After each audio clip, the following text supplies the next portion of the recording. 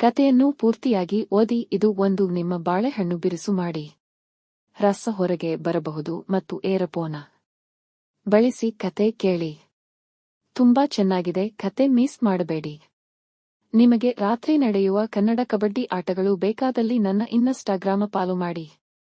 Link ಅನ್ನು ನನ್ನ channel description ನಲ್ಲಿ ಲಿಂಕ್ ಹಾಕಿದ್ದೇನೆ. ಕ್ಲಿಕ್ ಮಾಡಿ ಫಾಲೋ ಮಾಡಿ. ಹಾಗಾದರೆ ಕತೆ ಕೇಳೋಣ ಬನ್ನಿ. ಇಂದು ಭಾಗ 2. ಭಾಗ 1 ನನ್ನ ಚಾನೆಲ್ ಡಿಸ್ಕ್ರಿಪ್ಷನ್ ಹಾಕಿದ್ದೇನೆ. ಭಾಗ 3. ಪ್ರಾಗ್ಯ, ನಾನು ದೇವಸ್ಥಾನಕ್ಕೆ ಹೊರಟಿದ್ದೇನೆ ಕಣೆ. ಕಹಾನ್ನ ಕಳಿಸ್ತೇನೆ. ಒಳಬಂದ ಶಾರದಾಗೆ ಕಹಾನ್, ಒಮ್ಮೆ ಹೋಗೋ ಆ ಹುಡುಗಿಗೆ ಹುಲ್ಲು ತಗೊಂಡು ಹೋಗೋಕೆ ಸಹಾಯ ಮಾಡೋ. ಅಯ್ಯೋ ಅಮ್ಮ, ನೀವು ಅದು ಹೇಗೆ ಅಕ್ಕ ಪಕ್ಕ ಇರೋರನ್ನ ಹೇಗೆ ಇಷ್ಟು ಬೇಗ ಪರಿಚಯ ಮಾಡ್ಕೋತೀರ ಗೊತ್ತಿಲ್ಲ. ನನ್ನನ್ನು ನೆಮ್ಮದಿಯಾಗಿ ಮನೆಯಲ್ಲಿ ಇರೋಕೆ ಬಿಡಲ್ಲ. ಕೋಪಗೊಂಡು ಗೊಣಗುತ್ತ ಛತ್ರಿ ಹಿಡಿದು ಸಾಗಿದ ಕಹಾನ್ಗೆ ಮುಂದೆ ಸಾಗುತ್ತಿದ್ದ ಅವಳನ್ನು ಹಿಂದಿನಿಂದ ನೋಡಿನೇ ಅವನ ಕನಸಿನ ಹುಡುಗಿ ಅಂತ ಗೊತ್ತಾಗಿ ಮನಸ್ಸಲ್ಲಿ ಅಮ್ಮನಿಗೆ ಥ್ಯಾಂಕ್ಸ್ ತಿಳಿಸಿದ. ಆರೆ ಇದು ಪ್ರಗತಿ ಅಲ್ವಾ? ಅಮ್ಮ ಹೇಳಿದ್ಲು ಪ್ರಾಗ್ಯ ಅಂತ. ಕಳ್ಳಿ ನನ್ನ ಹತ್ರನೇ ಸುಳ್ಳು ಹೇಳ್ತಾಳೆ ಅಲ್ವಾ? ಮಾಡ್ತೀನಿ ನಿಂಗೆ. ಮೇಡಮ್ ರೀ ಮೇಡಮ್, ನಿಂತುಕೊಳ್ಳಿ. ನಂಗೆ ನಿಮ್ಮಷ್ಟು ಬೇಗ ಈ ಗುಡ್ಡ ಹತ್ತೋಕೆ ಆಗಲ್ಲ. ಗುಡ್ಡ ಅಲ್ಲ, ಇದು ತೋಟ. ಹೌದ, ತೋಟನಾ? ನಾನು ನೋಡೇ ಇರ್ಲಿಲ್ಲ ಅಲ್ವಾ ಎಂದು ನಾಟಕೀಯವಾಗಿ ಸುತ್ತಲೂ ನೋಡುತ್ತಾ ನಿಂತವನನ್ನು ತಡೆದಳು ಪ್ರಾಗ್ಯ. ಸರ್ ಬೇಗ ಬನ್ನಿ, ಮಳೆ ಬಾರೋ ಹಾಗಿದೆ ಎಂದು ಮಾತು ಮುಗಿಸೋ ಹೊತ್ತಿಗೆ ಜೋರಾಗಿ ಮಳೆ ಹನಿಯತೊಡಗಿತ್ತು. ರೀ ಮೇಡಮ್, ಮಳೆ ಬರ್ತಾ ಇದೆ, ಛತ್ರಿ ಒಳಗೆ ಆದ್ರೂ ಬನ್ನಿ. ಸುಮ್ನೆ ಯಾಕ್ರಿ ಒದ್ದೆ ಆಗ್ತೀರಾ ಎಂದು ಛತ್ರಿ ಹಿಡಿದ. ಅವನ ಬಿಸಿ ಉಸಿರು ಅವಳ ಕೆನ್ನೆಯನ್ನು ಸೋಕಿದಾಗ ಅದೇಕೋ ಅವನ ಎದೆಗೆ ಹಾಗೆ ಒರಗಿ ಬೆಚ್ಚಗೆ ಮಲಗುವ ಆಶೆಯಾಗಿತ್ತು. ಕನಸಿನ ಲೋಕದಲ್ಲಿ ಇದ್ದ ಪ್ರಾಗ್ಯಳನ್ನು ನೋಡಿ ಪ್ರಗತಿ ಮೇಡನ್ ಹೋಗೋಣ್ವಾ ಎಂದಾಗ ಸುಳ್ಳು ಹೇಳಿದ್ದು ನೆನಪಾಗಿ ತಲೆ ತಗ್ಗಿಸಿದಳು ಪ್ರಾಗ್ಯ. ಏನಾಯ್ತು ಪ್ರಾಗ್ಯ? ತಪ್ಪಾಯ್ತು ಪ್ರಗತಿ ಮೇಡನ್ನೇ ಎಂದು ನಕ್ಕಾಗ. ಕ್ಷಮಿಸಿ, ನಾನು ಸುಳ್ಳು ಹೇಳಿದ್ದು ಗೊತ್ತಾಗಿದೆ ಅಂತ ಗೊತ್ತು ನಂಗೆ ಎಂದು ಸಪ್ಪಗೆ ಮುಖ ಮಾಡಿದಾಗ ಮತ್ತೆ ಸ್ವಲ್ಪ ಸನಿಹ ಬಂದ ಕಹಾನ್. ಪ್ರಾಗ್ಯ ಎಂದು ಅವಳ ಕಿವಿಯಲ್ಲಿ ಮೆಲ್ಲಗೆ ಹೇಳಿದಾಗ ಕಚಗುಳಿಗೊಂಡು ಮೌನವಾಗಿ ಅವನಿಗೆ ಬೆನ್ನು ಹಾಕಿ ನಿಂತಳು ಪ್ರಾಗ್ಯ. ಹೆಸರೇನೋ ಚೆನ್ನಾಗಿದೆ, ಆದ್ರೆ ಏನು? ಆದ್ರೆ ಅವಳ ಮನಸ್ಸು ಹೇಗೋ ಗೊತ್ತಿಲ್ಲ. ಹೃದಯದಲ್ಲಿ ಸ್ವಲ್ಪ ಜಾಗ ಕೊಟ್ರೆ ಗೊತ್ತಾಗಬಹುದು ಅಲ್ವಾ? ನಾಚಿಕೆಯಿಂದ ಅವನನ್ನು ಬಿಟ್ಟು ದೂರ ಸರಿದು ನಿಂತು ಸರ್, ನಂಗೆ ಟೈಮ್ ಆಯ್ತು ಎಂದಾಗ ಹುಲ್ಲಿನ ಕಟ್ಟನ್ನು ಎತ್ತಿ ಅವಳ ತಲೆ ಮೇಲೆ ಇರಿಸಿ, ನಾನು ಸರ್ ಅಲ್ಲ ಕಹಾನ್.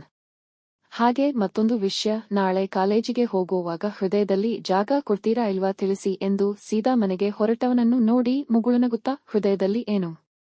ನನ್ನನ್ನೇ ನಿಮಗೆ ಕೊಡೋಕೆ ರೆಡಿ ಎಂದುಕೊಂಡಳಾದರೂ ಮರುಕ್ಷಣವೇ ಅಯ್ಯೋ, ನಾನು ಯಾಕೆ ದಡ್ಡಿ ತರ ಯೋಚನೆ ಮಾಡ್ತಾ ಇದ್ದೇನೆ? ಸ್ವಾತಿ ಹೇಳಿರೋ ಹಾಗೆ ಎಲ್ಲ ಹುಡುಗರು ಸರಿ ಇರಲ್ಲ. ಅದು ಅಲ್ಲದೆ ನಾನು ಅಪ್ಪನ ಬಿಟ್ಟು ಇವನ ಜೊತೆ ಬದುಕೋದ ಸಾಧ್ಯ ಇಲ್ಲ ಎಂದುಕೊಂಡಳು. ಮರುದಿನ ಪ್ರಾಗ್ಯ, ಸ್ವಲ್ಪ ನಿಧಾನಕ್ಕೆ ನಡೆಯೋದಲ್ವಾ? ನಿಮ್ಮ ಜೊತೆ ನಂಗೆ ನಡೆಯೋಕೆ ಕಷ್ಟ ಆಗ್ತಾ ಇದೆ. ಕಹಾನ್ ಮಾತಿಗೆ ಅವಳ ಉತ್ತರ ನಗುವಷ್ಟೇ. ನಿಮ್ಮ ಹೃದಯ ಖಾಲಿ ಇದೆಯಾ? ಇಲ್ಲ, ನಿಜವಾಗ್ಲೂ. ಬಾಯ್ ಫ್ರೆಂಡ್ ಎಂದು ರಾಗ ಎಳೆದ ಕಹಾನ್ನನ್ನು ನೋಡಿ ಜೋರಾಗಿ ನಕ್ಕಾಗ. ರೀ ಮೇಡಮ್, ನಾನೇನು ತಮಾಷೆ ಮಾಡ್ತಾ ಇಲ್ಲ ಎಂದು ಜೋರಾಗಿ ಹೇಳಿದಾಗ ಭಯಗೊಂಡು ಹಾಗೆ ನಿಂತಳು ಪ್ರಾಗ್ಯ. ಕ್ಷಮಿಸಿ, ನಾನು ಹೇಳಿದ್ದು ಎಂದು ಸಮಾಧಾನಿಸೋಕೆ ಹೊರಟವನನ್ನು ತಡೆದು ಓಡು ನಡುಗೆಯಲ್ಲಿ ಹೋದಳು. ಅಯ್ಯೋ, ನನ್ನ ಕೋಪಕ್ಕಿಷ್ಟು ಬೇಕು ಅಂದ್ರೆ ಬೇಕು. ಆದ್ರೂ ಕೂಡ ನನ್ನ ಹುಡುಗಿ ಜಂಬದ ಕೋಳಿ, ಆದ್ರೂ ನನ್ನ ಭಯ ಇದೆ ಅಂತ ಆಯ್ತು ಎಂದು ತಲೆ ಕೆಡವಿಕೊಂಡು ವಾಚ್ ಕಡೆ ನೋಡಿ ಬಸ್ ಬಾರೋ ಟೈಮ್ ಆಯ್ತು ಎಂದು ವೇಗವಾಗಿ ನಡೆದ. ಕಾಲೇಜಿಗೆ ಬಂದ ಪ್ರಾಗ್ಯ. ಸ್ವಾತಿ, ನಿನ್ನ ಹತ್ರ ಏನೋ ಹೇಳೋದಿದೆ ಕಣೆ. ಏನೇ? ಅಂತ್ ಸೀಕ್ರೆಟ್. ನಾನು ಅದು ಅದು ಏನೇ ಅದು? ಇದು ಅಂತ ರಾಗ ಎಳೆಯೋದು. ನಿಂಗೆ ಇದೆಲ್ಲ ಸರಿ ಹೋಗಲ್ಲ ಏನು ಅಂತ ಬೇಗ ಹೇಳು. ಅದು ಸ್ವಾತಿ, ನಮ್ಮ ಮನೆ ಪಕ್ಕದ ಮನೆಗೆ ಹೊಸ ಒಕ್ಕಲು ಬಂದಿದ್ದಾರೆ. ಹೌದು, ಗೊತ್ತಾ? ಹೌದು, ನೀನೇ ಹೇಳ್ತಾ ಇದ್ದೆ ಶಾರದಾಕ್ಕ ಅಂತ. ಹೌದು, ಅಲ್ಲಿ ಶಾರದಾಕ್ಕ ಜೊತೆ ಅವರ ಮಗ ಇದ್ದಾನೆ. ಹೋಗೆ.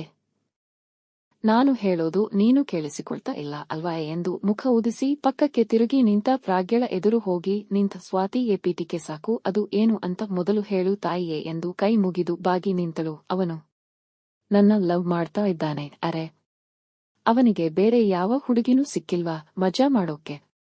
ನೀನು ನಂಬೇಡ ಅವನನ್ನು. ಇಲ್ಲ ಕಣೆ, ಅವನು ಆ ತರ ಹುಡುಗ ಅಲ್ಲ. ಅದು ಹೇಗೆ ನಿಂಗೆ ಗೊತ್ತಾಗುತ್ತೆ? ಮೊದಲೇ ಹುಡುಗರ ವಿಷಯದಲ್ಲಿ ದಡ್ಡಿ ನೀನು. ಸ್ವಾತಿ, ನಂಗೂ ಅರ್ಥ ಆಗುತ್ತೆ ಕಣೆ. ನಾನು ಆ ಹುಡುಗನ ಇಷ್ಟಪಡ್ತಾ ಇದ್ದೀನಿ. ಏನು ಮಾಡ್ಬೇಕು ಅಂತ ಗೊತ್ತಾಗ್ತಿಲ್ಲ ಎಂದು ಮುಖ ಸಪ್ಪಗೆ ಮಾಡಿಕೊಂಡಾಗ ಪಾಪ ಎನಿಸಿತು ಸ್ವಾತಿಗೆ. ಪ್ರಾಗ್ಯ, ಬೇಜಾರು ಯಾಕೆ ಅದಕ್ಕೆ? ಅಪ್ಪನ ಹತ್ರ ಮಾತಾಡು, ಹುಡುಗ ಹೇಗೆ ಅಂತ ತಿಳ್ಕೊ ಮೊದಲು, ಆಮೇಲೆ ಎಲ್ಲ ಸರಿ. ಹಾಗೆ ಮಾಡುತ್ತೇನೆ. ಇಬ್ಬರು ತರಗತಿಗೆ ಹೊರಟರು. ಪ್ರಾಗ್ಯಳಿಗೆ ಅಪ್ಪನ ಬಳಿ ಕಹಾನ್ ವಿಷಯ ಹೇಳಲು ಎಷ್ಟು ಪ್ರಯತ್ನಿಸಿ 1 ವಾರವಾದರೂ ಸಾಧ್ಯವಾಗಲಿಲ್ಲ. ಅಪ್ಪ, ಕಾಲೇಜಿಗೆ ಹೊರಟೆ. ಸರಿ ಮಗಳೇ, ಜಾಗ್ರತೆ. ಬೇಗ ಬಾ, ಇವತ್ತು ಬಸ್ ಮಿಸ್ ಆಗೋದು ಗ್ಯಾರಂಟಿ. ಈಗಲೇ ಬಸ್ ಬಾರೋ ಸಮಯ ಆಯ್ತು ಎಂದು ಎಷ್ಟು ಓಡಿ ಬಂದರೂ ಬಸ್ ಬಿಟ್ಟು ಹೋದಾಗ ಕೋಪದ ಜೊತೆ ಕಣ್ಣೀರು ಕೂಡ ಬಾರೋ ಹಾಗಿತ್ತು. ಬಸ್ನೇ ನೋಡುತ್ತಾ ನಿಂತಿದ್ದ ಪ್ರಾಗ್ಯ ಹಾರನ್ ಶಬ್ದ ಕೇಳಿ ಪಕ್ಕಕ್ಕೆ ಸರಿದು ನಿಂತಳು. ಮೇಡನ್, ಬಸ್ ಬಿಟ್ಟು ಹೋಯಿತಾ? ಬರ್ತೀರಾ? ಮೇಡನ್, ಒಬ್ಬನೇ ಹೋಗೋದು ಹೇಗೆ ಅಂತ ಯೋಚನೆ ಮಾಡ್ತಾ ಇದ್ದೆ. ಪ್ಲೀಸ್ ಎಂದು ಡೋರ್ ತೆಗೆದಾಗ ಏನು ಹೇಳದೆ ಕಾರ್ ಹತ್ತಿದಳು. ಪ್ರಾಗ್ಯ, ಯಾಕೆ ಮಾತಾಡ್ತಾ ಇಲ್ಲ? ಕೋಪನಾ? 1 ವಾರ ಎಲ್ಲಿ ಹೋಗಿದ್ರಿ? ನಾನು ಆರೆ ಮೇಡಮ್ ನನ್ನ ಮಿಸ್ ಮಾಡಿಕೊಂಡಿರೋ ಹಾಗಿದೆ ಎಂದು ಕಣ್ಣು ಹೊಡೆಯುತ್ತಾ ಕೇಳಿದ. ಹಾ ಘೇ ನೂ ಇಲ್ಲ, ಸುಮ್ನೆ ಕೇಳಿದೆ, ಅದನ್ನೇ. ನೇರವಾಗಿ ನನ್ನ ನೋಡ್ಕೊಂಡು ಹೇಳಬಹುದು ಅಲ್ವಾ? ನಾನು ಏನೋ ಕೇಳಿದ್ದೆ ಅಲ್ವಾ? ಏನು ಹೇಳೇ ಇಲ್ಲ ಎನ್ನುತ್ತಾ ಕಾರ್ನನ್ನು ರಸ್ತೆ ಬದಿಯಲ್ಲಿ ನಿಲ್ಲಿಸಿದ. ಕಾರ್ ಯಾಕೆ ನಿಲ್ಲಿಸಿದ್ರಿ? ನಂಗೆ ಒಬ್ಬನೇ ಇದ್ದು ಬೇಜಾರು ಆಗಿದೆ. ಲೈಫ್ ಲಾಂಗ್ ಜೊತೆಗೆ ಬರ್ತೀಯಾ ಎಂದು ಪಿಸುಗುಟ್ಟಿದಾಗ ಏನು ಉತ್ತರಿಸದೆ ಮೌನವಾಗಿ ಕುಳಿತ ಪ್ರಗ್ಯಾಳ ಕಣ್ಣಲ್ಲಿ ನೀರು ಮೆಲ್ಲಗೆ ಜಾರಿತು. ಅರೆ, ಯಾಕೆ ಅಳ್ತಾ ಇದ್ದೀಯಾ? ಸಮಸ್ಯೆನಾ ಏನಾದ್ರೂ? ಇಲ್ಲ, ನಾನು ಇಷ್ಟ ಆಗಿಲ್ವಾ? ಏನೇ ಇದ್ರೂ ನೇರವಾಗಿ ಹೇಳು, ನಾನು ಏನು ತೊಂದರೆ ಮಾಡಲ್ಲ. ಹೌದು, ನಾನು ಬೇಡ ಅಂದ್ರೆ ಇನ್ನೊಬ್ಬಳು ಅಲ್ವಾ? ಮುಖ ಉದಿಸಿಕೊಂಡು ಕಿಟಕಿಯಿಂದ ಹೊರ ನೋಡುತ್ತಾ ಕುಳಿತಳು. ಇಲ್ಲ ಪ್ರಾಗ್ಯ, ಒಮ್ಮೆ ನಿನ್ನ ಕೈಯನ್ನು ನನ್ನ ಕೈಗೆ ಕೊಟ್ಟು ನೋಡು, ಬಿಡೋ ಮಾತೇ ಇಲ್ಲ. ಗೊತ್ತು. 1 ವಾರ ಎಲ್ಲಿ ಹೋಗಿದ್ರಿ? ಅದ ವಿಷಯ. ಊರಲ್ಲಿ ತಾತನಿಗೆ ಹುಷಾರಿಲ್ಲ, ಹಾಗೆ ಹೋಗಿದ್ದೆ. ಕ್ಷಮಿಸಿ, ಗೊತ್ತಾಗಲಿಲ್ಲ. ಹೊರಡೋಣ, ಲೇಟ್ ಆಯ್ತು. ಪ್ರಾಗ್ಯ ಮಾತಿಗೆ ಕಾರ್ ಸ್ಟಾರ್ಟ್ ಮಾಡಿದ. ಇಬ್ಬರು ಮೌನವಾಗಿ ಸಾಗಿದರು. ನನ್ನ ನಂಬರ್ ತಗೋ, ಸಂಜೆ ಬರೋವಾಗ ಜೊತೆಗೆ ಹೋಗೋಣ. ನಂಬರ್ ತೆಗೆದುಕೊಂಡು ಕಾರ್ನಿಂದ ಇಳಿಯಲು ಹೊರಟವಳನ್ನು ತಡೆದ. ಪ್ರಾಗ್ಯ, ನನ್ನ ಪ್ರಶ್ನೆಗಳಿಗೆ ಇನ್ನೂ ಉತ್ತರ ಬರಲಿಲ್ಲ. ಯಾವ ಪ್ರಶ್ನೆಗೆ? ಅದೇ, ನನ್ನ ಜೊತೆಗೆ ಲೈಫ್ ಲಾಂಗ್ ಬರ್ತೀಯಾ? ಸಂಜೆ ಸಿಗ್ತೀರಾ ಅಲ್ವಾ?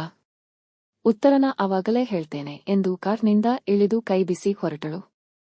ಆರೆ, ಪ್ರಾಗ್ಯ, ಕಾರಲ್ಲಿ ಬಂದ್ಯಾ? ಯಾರ ಜೊತೆ? ನಾನು ಹೇಳಿದೆ ಅಲ್ವಾ ಕಹಾನ್ ಅಂತ. ಸಂಜೆ ಬರ್ತಾರೆ ಅಂತೆ, ಅವಾಗ ನಿಂಗೆ ಪರಿಚಯ ಮಾಡಿಸ್ತಾನೆ. ಸರಿ ಬಾ. ಮೊದಲೇ ತಡವಾಗಿ ಬಂದಿದ್ದೀಯಾ? ಕ್ಲಾಸ್ಗೆ ಲೇಟ್ ಆಗುತ್ತೆಯೇ ಎಂದು ಕ್ಲಾಸ್ ರೂಮ್ ಕಡೆ ಹೆಜ್ಜೆ ಹಾಕಿದರು. ಸಂಜೆ, ಆರೆ ಕೈ ಬಿಡು, ಯಾಕೆ ಇಷ್ಟು ಅರ್ಜೆಂಟ್? ಬಾರೆ, ಬೇಗ ಬಿಡ್ತಾರೆ ಅಂತ ಅನ್ಕೊಂಡಿದ್ದೆ. ಆ ಸರ್ ಹೇಳಿದ್ದನ್ನೇ ಹೇಳಿ ಲೇಟ್ ಆಗಿ ಬಿಟ್ಟಿದ್ದಾರೆ. ಕಹಾನ್ ಎಲ್ಲಿಯಾದ್ರೂ ಬಂದಿದ್ರೆ ಬೇಜಾರು ಆಗೋಲ್ವಾ ಅವರಿಗೆ? ಸಾಕು, ಅದೇನು ವಟ ಅಂತ? ಸ್ವಲ್ಪ ನಿಧಾನ ಕಣೆ, ನಾನೇನು ವಟ ಅಂದಿಲ್ಲ. ಕಹಾನ್ ಬಂದಿದ್ರೆ ಬೇಜಾರಾಗ್ತಿರೇನೋ ಅಂತ. ನೋಡು, ಯಾವ ಕಾರ್ ಇಲ್ಲ, ನಿನ್ನ ಜೊತೆ ಓಡಿ ಬಂದು ನನಗೂ ಸುಸ್ತಾಯ್ತು ಎಂದು ಬಸ್ ಸ್ಟಾಂಡ್ನಲ್ಲಿ ಕುಳಿತಳು ಸ್ವಾತಿ. ಕಾರ್ ಇಲ್ಲ ಅಂದ್ರೆ ಬಂದಿಲ್ವಾ ಅಥವಾ ಬಂದು ಹೋಗಿರಬಹುದಾ? ಪ್ರಾಗ್ಯ, ಏನು ಯೋಚನೆ ಮಾಡ್ತಾ ಇದ್ದೀಯಾ? ಅವನು ಬರಲ್ಲ ಕಣೆ. ಯಾಕೆಂದ್ರೆ ಅವನಿಗೆ ದಾರಿಯಲ್ಲಿ ಬೇರೆ ಯಾರೋ ಹುಡುಗಿ ಸಿಕ್ಕಿರ್ಬೇಕು. ಹಾಗೆಲ್ಲ ಏನು ಆಗಿರಲ್ಲ. ಇರು, ಕಾಲ್ ಮಾಡುತ್ತೇನೆ. ಬಸ್ ಬಂತು, ನಾನು ಹೋಗ್ಲಾ? ಬೇಡ, ನಿಲ್ಲು. ನೆಕ್ಸ್ಟ್ ಬಸ್ 6 ಗಂಟೆಗೆ. ಅರ್ಧ ಗಂಟೆ ಕಾಯೋಕೆ ನನ್ನಿಂದ ಆಗಲ್ಲ, ನಾನು ಹೋಗ್ತೇನೆ ಎಂದು ಮುಂದೆ ಹೋದವಳು ನಿಂತು. ಪ್ರಾಗ್ಯ, ನೆಕ್ಸ್ಟ್ ಬಸ್ಗೆ ಹೊರಡು. ಜಾಸ್ತಿ ನಂಬೇಡ ಹುಡುಗರನ್ನ, ಹುಷಾರುವೆ ಎಂದು ಬಸ್ ಏರಿದಳು. ಅವಳ ಮಾತು ಕೇಳಿಯೋ ಏನೋ ಪ್ರಾಗ್ಯಳ ಎದೆ ಬಡಿತ ಇಮ್ಮಡಿಯಾಯಿತು. ಖಾಲಿಯಾದ ಬಸ್ ಸ್ಟಾಂಡ್, ಇದರ ಮಧ್ಯೆ ಎಷ್ಟು ಕಾಲ್ ಮಾಡಿದ್ರೂ ಕಾಲ್ ರಿಸೀವ್ ಮಾಡೋದ ಕಹಾನ್. ಅಯ್ಯೋ, 6 ಗಂಟೆ ಬಸ್, ಲಾಸ್ಟ್ ಬಸ್, ಅದಾದ್ರೂ ಬೇಗ ಬರ್ಲಿ, ಒಮ್ಮೆ ಇಲ್ಲಿಂದ ಹೋಗೋಣ ಅನಿಸಿತು ಪ್ರಾಗ್ಯಗೆ. ಮುಂದುವರಿಯಲಿದೆ. ನಮ್ಮಲ್ಲಿ ನಿಮಗೆ ಹಿತ ಕೂಡುವ ಕತೆಗಳು. ಮತ್ತೆ ವಿಡಿಯೋ ನನ್ನ ಟೆಲಿಗ್ರಾಮ್ನಲ್ಲಿ ಸಿಗುತ್ತೇವೆ. ಕೆಳಗೆ ಡಿಸ್ಕ್ರಿಪ್ಷನ್ ನಲ್ಲಿ ಲಿಂಕ್ ಅನ್ನು ಹಾಕಿದ್ದೇನೆ ನೋಡಿ.